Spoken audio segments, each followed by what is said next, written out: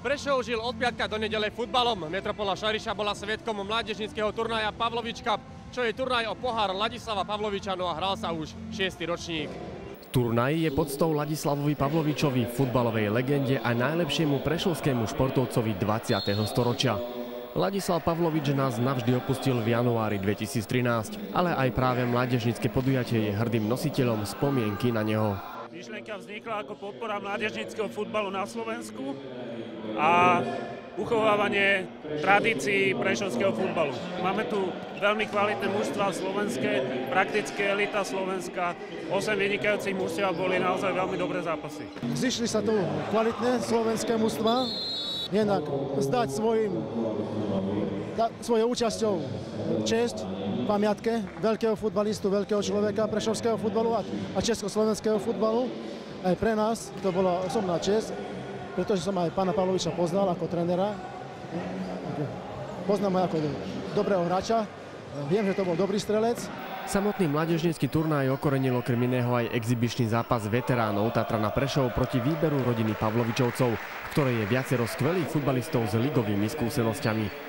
Remíza 2-2 odštartovala finálovú časť podujatia, ktorá priniesla v nedeľu popoludní skvelé vyvrcholenie. V dueli o bronz si to rozdali minuloročný víťaz MFK Ružomberok a domáci Tatran.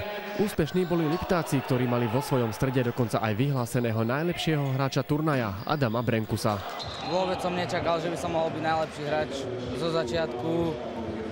Sme tu išli s tým, aby sme aspoň postúpili zo skupiny, lebo sme tu jediní, tu sme ako najmladší tým.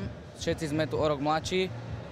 A chceli sme postúpiť zo skupiny, to sa nám podarilo, ale nakoniec Slovan nás trošku ako porazil a potom už sme zase hrali svojeho 3. miesto a vyhrali sme a toto som fakt nečakal. Finále medzi tradičnými rivalmi MFK Košice a bratislavským Slovanom prinieslo skutočnú futbalovú lahôdku.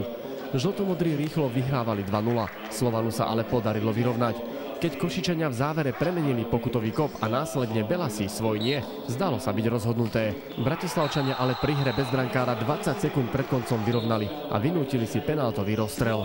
V ňom viedli už 2-0, ale napokon predsa len museli skloniť hlavy a sledovať víťaznú radosť východňarov. Samozrejme do turnaja sme išli s tým, že jednak chceme, aby chlapci vyplnili prestávku po hlavnej súťaži. Išli sme s tým, samozrejme, že sa chceme popasovať s každým superom.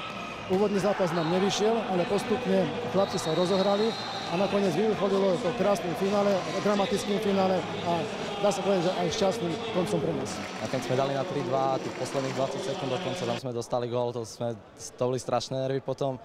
A nakoniec ešte tie penalty, že sme prehrávali 2-0 a potom vlastne náš brankár výborne, aj William Žakarovský a Samuel Dancák dali góly. A už sme pomaly ani neverili, že môžeme vyhrať a nakoniec sme to dali, takže super. Som veľmi spokojný, diváci si prišli na svoje. Som veľmi rád aj to, že divácka kulisa na tomto podujatí sa každým rokom zvyšuje a zápasy sú naozaj veľmi dobré. Nemrzí možno trošku, že Prešov to nedotiahol do finále a mohlo to tu byť ešte veselšie? Minulý rok skončil 3. Ja som veril, že Prešovu sa podarí tento rok turnaj vyhrať, nepodarilo sa bohužiaľ.